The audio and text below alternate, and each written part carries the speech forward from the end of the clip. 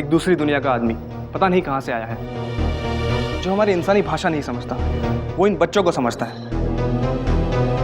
देखा इनसे कितना घुल मिल गया है। ये सच कह रहे हैं, हमारे परिवार के किसी भी सदस्य को पॉली से कोई खतरा नहीं। लेकिन अगर लोगों को पता चल गया कि ये जंतु हमारे घर में है तो पता नहीं क्या होगा। वो शायद कभी अपने घर वापस न जा पाए। पापा बिल्कुल ठीक कह रहे हैं मम्मी। लेकिन अब जब पुलिस यहाँ आने लगी है तो वो जरूर हमारे घर पर निगरानी रखेगी, और कभी उन्हें पता चल गया कि जंतु हमारे घर में है तो हम बहुत बड़ी मुसीबत में फंस जाएंगे। पापा, चाहे जो हो जाए हम पॉली को किसी मुसीबत में नहीं फंसने देंगे। चाहे इस सब के लिए हम सब क्यों ना सूली पे चढ़ जाएं। माँ, क्या हम पॉली को किसी ऐसे जगह पे छुपा सकते हैं जहाँ पुलिस आती जाती नहीं? हाँ बच्चों, पर उसे ऐसी जगह मिलेगी कहाँ? एक जगह है जहाँ पॉली को कोई मुश्किल नहीं होगी। कौन सी जगह? स्वीटी दीदी के घर। अरे हाँ पापा, ये तो सही कह रहा है। स्वीटी दीदी का ज्यादातर समय दूसरे दुनिया के लोगों की खोजबीन में ही गुजरता है। उनका आधा दिन तो इसी बारे में लिखने और पढ़ने में कटता है। वो पॉली को प्यार से और सुरक्षित रखेगी। हाँ पापा, इस घर के बाद सिर्फ स्वीटी दीदी के घर में पॉली बच पाएगा। तुम ही लोगों की नादानी की वजह से हम सबको ये मुसीबत उठानी पड़ रही है, और अब तुम लोग कुछ और लोगों को साथ जोड़ के और मुसीबत बढ़ाओगे? नहीं, अब हम बताएंगे कि पॉली का क्या करना है और कब करना है।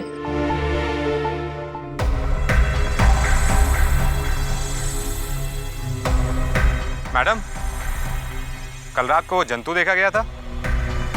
मैंने सुना है कि फॉरेस्ट डिपार्टमेंट पूरी रात उसको ढूंढता रहा। आपको एक बार भी ख्याल नहीं आया कि आपसे ज्यादा हमारे पास फोर्स है, और अगर हम लोग इस इलाके की घेराबंदी करके उस जंतु को पकड़ते, उसको आसानी से पकड़ सकते थे। पुलिस फोर्स ज्यादा है कि कम, ये बात की बात है। जो बात जरूरी है वो ये है कि कितनी मुस्तैद है वो पुलिस। जब लोगों को जरूरत है वो हाजिर है कि नहीं। जिस वक्त जंतु को देखा गया आप लोगों को फोन किया गया था, लेकिन पुलिस चौकी में घंटी बजती रही, लेकिन आप लोग सब वहां से नादारद थे। 2-4 मिनट किसी ने अगर फोन नहीं उठाया, इसका मतलब ये नहीं है कि मालदा से पुलिस गायब हो गई है। आप तो मुझे इत्तला कर सकती थी, या फिर आपने सोचा कि जंतु को पकड़ने का बहुत अच्छा मौका मिला है आपको, खुद पकड़ लो और सारी वाहवाही लूट लो, और आप भूल गई कि ये काम आपका नहीं मेरा है। आवाज नीची रखो राजवर्धन। अपनी गैर जिम्मेदाराना हरकत को छुपाने की कोशिश मत करो। जिस वक्त जंतु को देखा गया तो हमने वहां सुरक्षा मुहैया की। रात भर हम लोग जागे हैं जंतु की खोज में, क्योंकि पुलिस वाले तो सो रहे थे उस वक्त। आप मेरे पर बिगड़ने की बजाय अगर मेरे काम में दखलंदाजी ना करें तो बेहतर होगा। कस्बा आपका जंगल नहीं है जहां आपका हुक्म चलेगा, और मेरे इलाके में मैंने आपको काम करने की इजाजत भी नहीं दी है। इस बात को आप आगे से याद रखें तो बेहतर होगा। अपनी औकात में रह के बात करो राजवर्धन। तुम मुझसे जूनियर महज एक सब इंस्पेक्टर हो। मुझे क्या करना है और कैसे करना है ये तुम मुझे नहीं बताओगे। तुम मुझे नसीहत देने के काबिल नहीं हो। मैं तुम्हारे किसी मुजरिम के मामले में हस्तक्षेप नहीं कर रही। वो जंतु मालदा के जंगलों में उतरा था, यानी कि मेरे जंगलों में, और ये मेरा हक है कि मैं उससे कहीं भी किसी भी वक्त तलाश हूं। और अगर तुम लोगों में से किसी ने भी दखल अंदाजी करने की कोशिश की तो मैं बता रही हूँ इसका नतीजा बहुत खराब होगा तुम लोगों के लिए। एक तो आप लोगों की गलती है कि जो पुलिस को सूचना देनी चाहिए थी वो आपने दी नहीं, और उल्टा आप मुझ पे बरस रही हैं। क्या सही है और क्या गलत ये तुम मुझे मत सिखाओ। कल तो तुमने हद ही पार कर दी। मालदा की जनता अपनी सुरक्षा के लिए पुलिस को तैनात देखना चाहती है, लेकिन तुमने अपनी नाकाबिलियत से पुलिस का नाम ही बदनाम कर दिया है, उनका विश्वास ही तोड़ दिया है। अगर कोई काबिल ऑफिसर होता तो जंतु कब का पकड़ा गया होता। कल रात की नाकामयाबी का ठीकरा हाँ पुलिस के सर गड़ रही हैं। पुलिस के सर नहीं, सिर्फ तुम्हारे सर। छेदीलाल को भी बेवजह गिरफ्तार कर रखा है, जिसकी वजह से गांव वालों में आक्रोश फैला हुआ है। आने दो ऑफिसर रणवीर को, मैं तुम्हारी कंप्लेंट करूंगी, और बाखूबी जानती हूँ कि मालदा की जनता मेरा साथ देगी। आप मुझे धमका रही हैं? हम फॉरेस्ट वाले सलीके से काम करते हैं। सुखराम जी मैडम। ये बंदा यहाँ से चलता नजर आना चाहिए, और उस वर्मा परिवार जिसने हमें फोन किया था, क्योंकि ये वहां से नादारत थे, उन पे नजर रखना और उनको खबर भी कर देना कि ये अफसर कितना नालायक और बददिमाग है।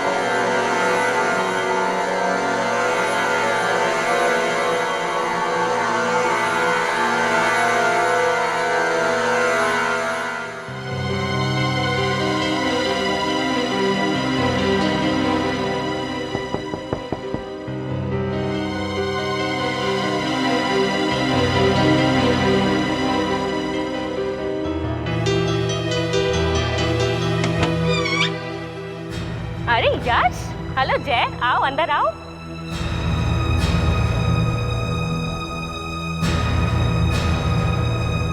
और यश, आज मुझे बैडमिंटन खेलने के लिए बिल्कुल फोर्स मत करना। मुझे कैसे भी करके आज अपनी किताब खत्म करनी ही है। स्वीटी दीदी, आप कौन सी किताब लिख रही हैं? भोंदू, मैं किताब लिख नहीं रही हूँ, पढ़ रही हूँ। जय, लगी शर्त। स्वीटी दी जो किताब पढ़ रही है वो एलियंस और यूएफओस के बारे में ही होगी। यश, तुम क्यों अपने छोटे भाई को लूटना चाहते हो? तुम अच्छी तरह से जानते हो कि मैं इतने दिनों से एलियंस के बारे में ही पढ़ रही हूँ। देखो जय, मैं ये किताब पढ़ रही हूँ।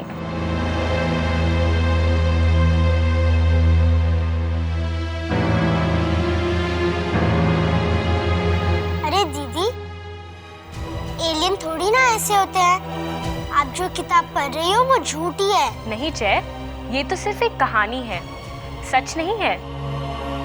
एलियंस को किसी ने देखा नहीं है, सिर्फ सोचा है। कोई नहीं जानता कि एलियंस होते भी कैसे हैं। मैं जानता हूँ वो कैसे दिखते हैं। ओके, मुझे भी अच्छी तरह से पता है। मालदा में जो दूसरे दुनिया के आदमी आए हैं, उनकी काफी चर्चा तो वैसे मैंने भी सुनी है, लेकिन मैं इस बात का अंदाजा नहीं लगा सकती कि ये सच है कि झूठ है। मुझे नहीं लगता कि इस बात का अंदाजा कोई लगा सकता है। जय सच कह रहा है दीदी।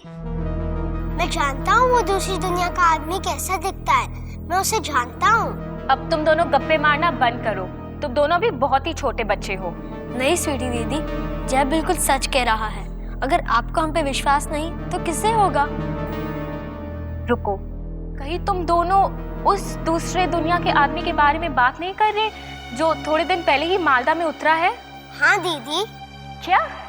हाँ दीदी, वो हम दोनों के साथ ही रहता है। Listen, don't lie. दीदी, मैं आपसे कभी झूठ नहीं बोलता हूँ। ये एलियन बहुत स्वीट है। ये दूसरी दुनिया का आदमी जरूर है, लेकिन हमसे बहुत अलग नहीं है। वो भी अपनी माँ को बहुत मिस करता है। दीदी, जब तक उसकी स्पेसशिप वापस नहीं आ जाती और उसे ले नहीं जाती, तब तक उसके लिए रहने की जगह नहीं है। उसे पुलिस वाले भी ढूंढ रहे हैं और मैं उसे गलत हाथों में पड़ने नहीं दूंगा। हाँ दीदी, प्लीज उसको अपने पास रख लो। पुलिस को शक हो गया है कि वो हमारे घर के आसपास है। पॉली हर रात बाहर जाता है अपनी स्पेसशिप को सिग्नल भेजने, और अभी पुलिस वाले की निगरानी है हमारे घर पे, इसलिए पॉली पकड़ा जाएगा। वो लोग पॉली के साथ न जाने क्या करे, पर एक बात तो पक्की है कि पॉली अपनी माँ से वापस नहीं मिल पाएगा। इसलिए दीदी, आप पॉली को अपने पास रख लीजिए। पोली? पोली कौन? एलियन दीदी। क्या वो अब तक तुम दोनों के साथ तुम्हारे घर में रह रहा था? हाँ दीदी, हमने उसे सबसे छुपा कर रखा था। पर तुमने मुझे ये बात पहले क्यों नहीं बताई? तुम दोनों अच्छी तरह से जानते हो उसे मालदा में आए हुए कितने दिन हो गए हैं। हम डर रहे थे किसी को पता चल गया तो पॉली का बहुत बुरा होगा। पहले वो घर पे सेफ था, पर अब हालात बदल गए हैं स्वीटी दीदी। अब आपके सिवाय उसकी मदद और कोई नहीं कर सकता। स्वीटी दीदी, अब हम सिर्फ आप पर ही ट्रस्ट कर सकते हैं। हमें पता है कि आप पॉली की मदद करोगे। पहले ये बताओ कि पोली है कहाँ? घर पर। क्या मैं पोली से मिल सकती हूँ? आप हाँ कहेंगी तो हम उसे यहाँ ले आएंगे। तो ले आओ। हम रात को उसे यहाँ ले आएंगे 10 बजे की ट्रेन के जाने के बाद।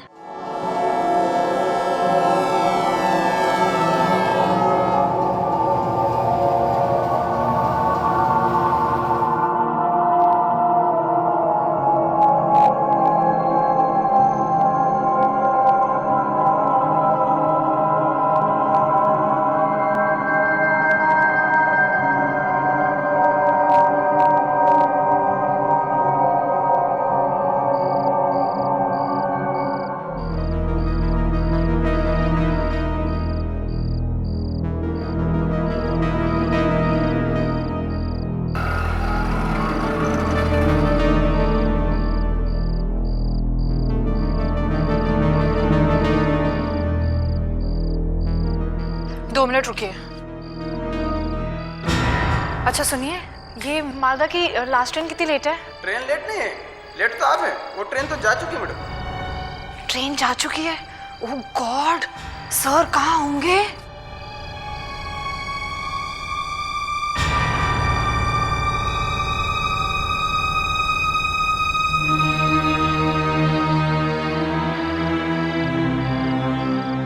Good evening sir. Nilima. Sorry sir, मुझे आने में थोड़ी देर हो गई। It's okay. अच्छा हुआ आपका यहाँ आने का प्रोग्राम था। अब बहुत आसानी हो जाएगी मुझे कुछ मुश्किल हालात का सामना करने में। तुम जरा भी फिक्र मत करो, मैं सब ठीक कर दूंगा। ये बताओ तुम्हारा हालचाल कैसा है? मालदा में तुम्हारा मन लग गया है ना? ये बहुत छोटी जगह है सर, कुछ है ही नहीं यहाँ पे मन लगाने के लिए। अरे तब तो बहुत अच्छा है, तुम्हारा सारा ध्यान काम पर ही लगता होगा। देखो नीलिमा, छोटे शहर के लोगों की सोच भी छोटी होती है, खड़ी बोली बोलते हैं। एक्चुअली अपनी नज़र में ठीक से पेश आने की कोशिश करते हैं और हमें लगता है कि वो हमसे बदतमीजी से बात कर रहे हैं। नहीं सर, ये पुलिस वाले तमीज से पेश आने की कोशिश भी नहीं करते। अच्छा ठीक है, तुम नाराज मत हो, सब ठीक कर दूंगा मैं। मुझे लगता है कि कहीं ना कहीं कुछ गलतफहमी हुई है। कोई गलतफहमी नहीं है सर, आप जब खुद देखेंगे तो सब जान जाएंगे। ठीक है, अगर ऐसी बात है तो मैं जिस काम के लिए आया हूँ वो मैं बाद में करता हूँ, पहले तुम्हारे साथ पुलिस स्टेशन चलूँगा। Right sir. Okay, right sir.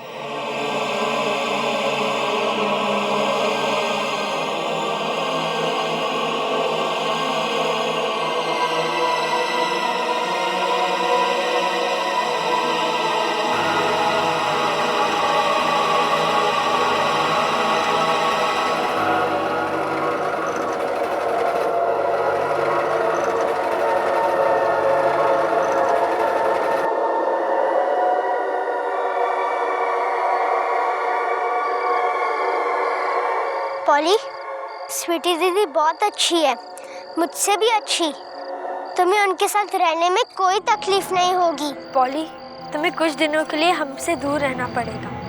अगर तुम हमारे साथ रहोगे तो तुम फंस जाओगे, और मैं नहीं चाहता कि तुम हमेशा के लिए यहाँ फंस जाओ। अगर हमारे पास स्पेसशिप होती तो हम तुम्हें फ़ौरन जाके छोड़ देते।